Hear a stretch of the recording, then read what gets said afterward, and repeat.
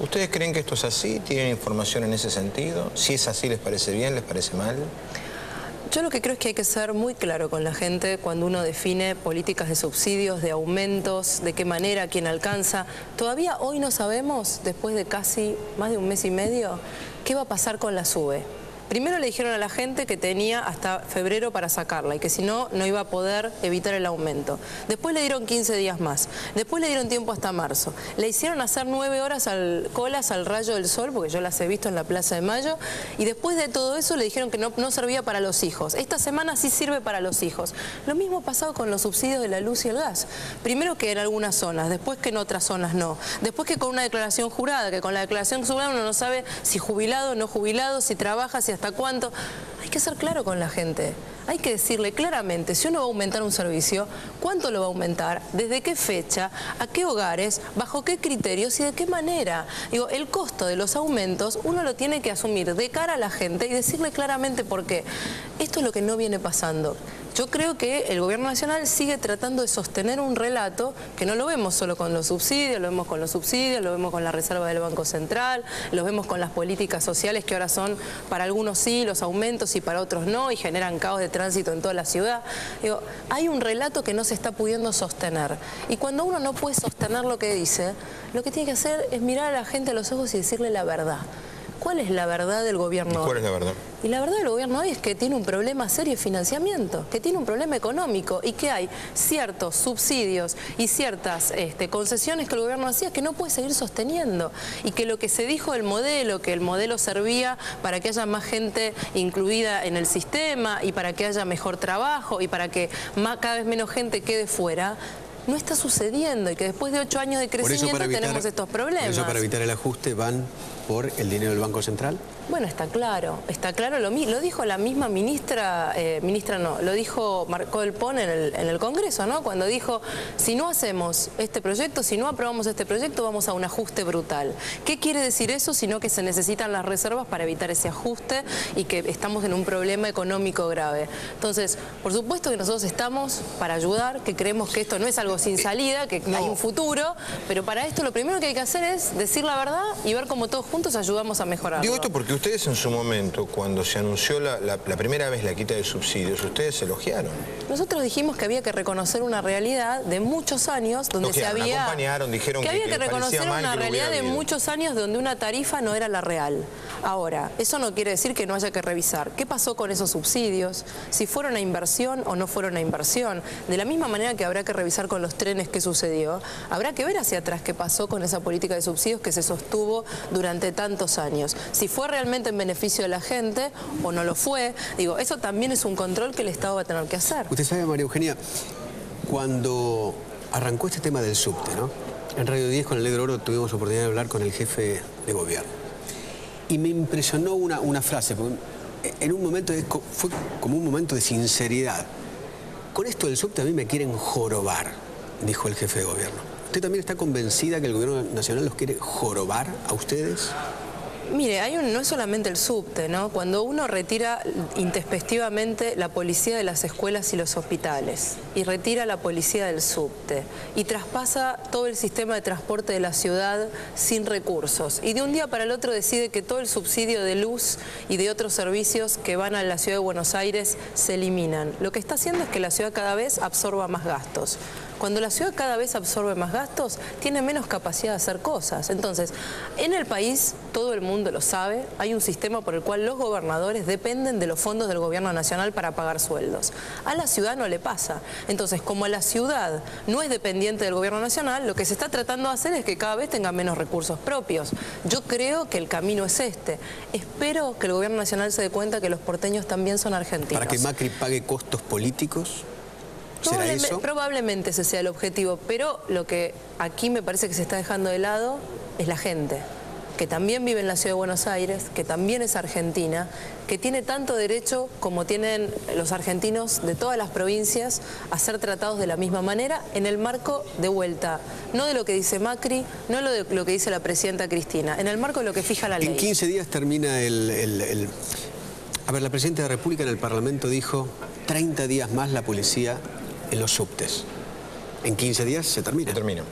Menos. Bueno, por supuesto nosotros esperamos que la presidenta y la ministra Garré reflexionen y entiendan que es parte de su obligación y lo sigue siendo hasta tanto no nos transfieran la Policía Federal o hasta tanto la Metropolitana no termine de conformarse como una fuerza con capacidad operativa en toda la ciudad. Ellos siguen siendo responsables de la seguridad en el subte. En 15 días no va a pasar eso. No obstante eso, previendo que eso podía no llegar a pasar, Subterráneos de Buenos Aires se presentó a la justicia y pidió una medida cautelar en la justicia de la ciudad para que la Policía Federal se sostenga en el subte más allá del gobierno de la ciudad, el organismo de control.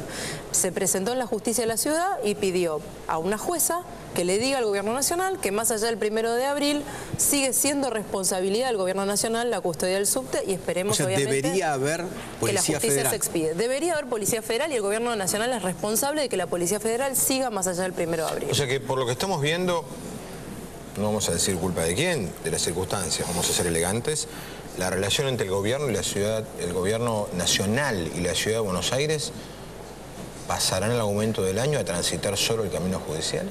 Esperemos. Cada tema vamos a Fabián, terminar con amparos. Esperemos recuperar el camino de la razonabilidad. Nosotros estamos, y lo decimos todo el tiempo, el jefe de gobierno lo he dicho yo y lo hemos dicho todos los funcionarios.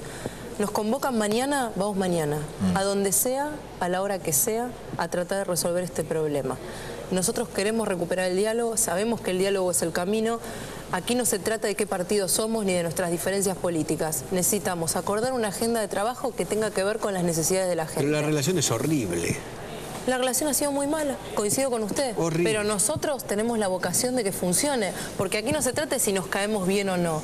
Nuestra responsabilidad es ponernos de acuerdo. Así que vamos a seguir insistiendo en ese camino, más allá de la vía judicial y de la vía legislativa. María Eugenia está más pragmática como nosotros, de lo que estaba Rodríguez Larreta la semana pasada, porque no podíamos convencer de que esto tomaba este camino, que nos parecía que no transita, pero lamentablemente no se encantaría a todos. El camino transita hacia la ley que sale del Parlamento Nacional. Y les van a decir, es ley nacional, lo decidieron los representantes del pueblo de la nación argentina y ustedes la van a tener que cumplir. Bueno, ya hay varios constitucionalistas, afortunadamente, que han salido a decir que se requiere la aprobación de la legislatura de esa ley. Más allá de eso, hay un camino judicial ya iniciado, pero esperemos, ojalá, por el bien de todos, que no necesitemos ni de las legislaturas ni de la justicia y que podamos ponernos de acuerdo por una vía razonable. Ojalá. ¿Cuánto creen ustedes que influye o no en todo esto Macri 2015? Yo creo en lo personal, no es una opinión personal, creo que definitivamente influye y creo que el gobierno nacional ha mezclado todo el tiempo en su vínculo con las provincias lo político con lo institucional y lo que corresponde por ley. Lamentablemente es así y lamentablemente el reparto de fondos a las provincias no ha sido equitativo y no tiene que ver ni con las necesidades sociales ni con lo que cada provincia produce, tiene que ver con criterios absolutamente discrecionales. Ahora, indudablemente la Presidenta en su discurso del Parlamento lo puso a Macri en el centro de la escena. Sí, la verdad que no de la mejor manera, ¿no? Con una crítica bastante injusta y siempre apelando, otra cuestión que nos diferencia, ¿no? Siempre apelando a la descalificación, apelando al enfrentamiento. Nosotros no entendemos la política donde el que está del otro lado es un enemigo al que hay que destruir. Es un adversario circunstancial, tenemos diferencias, por supuesto que las tenemos, pero estamos para ponernos de acuerdo. Pero a veces a uno lo instala el rival. Yo creo que nosotros queremos que nos elija la gente, no que nos elija la presidenta. No, pero si yo tuviera que escribir hoy una nota sobre la política argentina, por supuesto la figura central es la presidenta, esto no cabe duda, estamos todos de acuerdo, y si tengo que mencionar en el listado a la primera figura de la oposición es Macri. Bueno, eso no hay lugar a dudas, pero yo creo que más allá de eso no es por el discurso de la presidenta, sino por el trabajo que el propio espacio político y el propio Mauricio ha hecho en los últimos años gobernando la ciudad y tratando de construir un proyecto en todo el país que genere una alternativa, más que una oposición, una alternativa al kirchnerismo, que la gente sepa que hay algo distinto. Dentro del proyecto que va a aprobar el Congreso están los colectivos, tema del que se habla poco porque subtes es como que tapa todo. Hay 33 líneas. En el Congreso dijo el Gobierno de la Nación que sin subsidio, y se dio a entender, el boleto costaría 4,44, o si no hubiera habido subsidio. Boleto de colectivo, que hoy vale 1,10 el mínimo. ¿Ustedes han hecho cálculos de cuánto costaría el boleto sin subsidio? No, nos parece bastante aproximado el costeo que hizo debido. Ahora, colectivos todavía ni siquiera, en el subte hay un acta discutible sobre si hubo traspaso o no. En colectivos no una sola reunión con el gobierno nacional. Nunca se habló. Nunca se habló del tema. Jamás se habló de colectivos. Pero además ni siquiera estamos de acuerdo con que sea, ni siquiera estamos de acuerdo con que sean 33 líneas. Pensamos que son 28, pensamos que hay algunos ramales. ¿Qué hacemos con las líneas que tienen ramales de provincia, ramales de capital? O sea, esto requiere un trabajo que no se trata de escribir 3 artículos que el Congreso los sancione y entonces se da por hecho.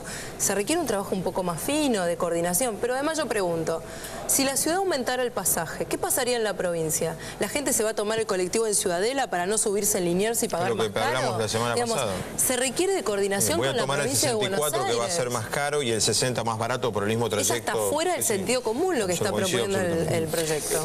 Esta pregunta se le haría a usted o al secretario de Transporte de la Nación si estuviera aquí delante.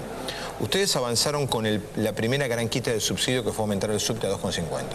La reacción fueron 100.000 tickets menos vendidos, 100.000 pasajes menos vendidos por día. O sea, inmediata reacción del público. ¿Qué va a pasar si se aumentan los colectivos? Digo, porque atrás de la discusión de subsidio sí, subsidio no, el Estado Nacional me da el aporte, no me lo da, está la gente en función de que tiene que pagar un pasaje. Y todos un poco, vamos a ser honestos, nos sorprendimos de que lo que para algunos no es importante, para mucha gente, 1,25 pesos o 1,40 pesos es mucha plata en cada viaje. Y optó por no usar el subte. ¿Cómo va a reaccionar el público frente a un aumento a 4 pesos del boleto? A ver, nosotros hoy lo que estamos diciendo es: la discusión de colectivos no se puede dar sin la provincia de Buenos Aires y sin involucramiento del gobierno nacional en una política coordinada. La tarifa tiene que ser coordinada entre los 3 gobiernos y, por supuesto, yo no espero que el gobierno nacional de un día para el otro saque alrededor de 1.000 millones de subsidios que hoy sostienen los colectivos, sino que la transferencia, vuelvo a repetir, de acuerdo a lo que dice la Constitución, se haga con los recursos. ¿Qué ley está pendiente en la legislatura para salir ya, digamos?